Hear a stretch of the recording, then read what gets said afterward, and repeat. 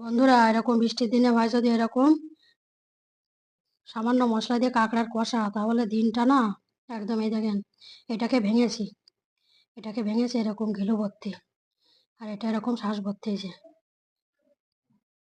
দেখি, খেয়ে দেখছি। এরকম শ্বাস পুরো ভরা,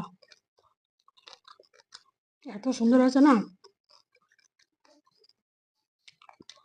বলে বোঝাতে পারবো না, এত ভালো লাগছে। এভাবে কাঁকড়া কষা এভাবে খেয়ে দেখবেন এই সামান্য উপকরণ দিয়ে।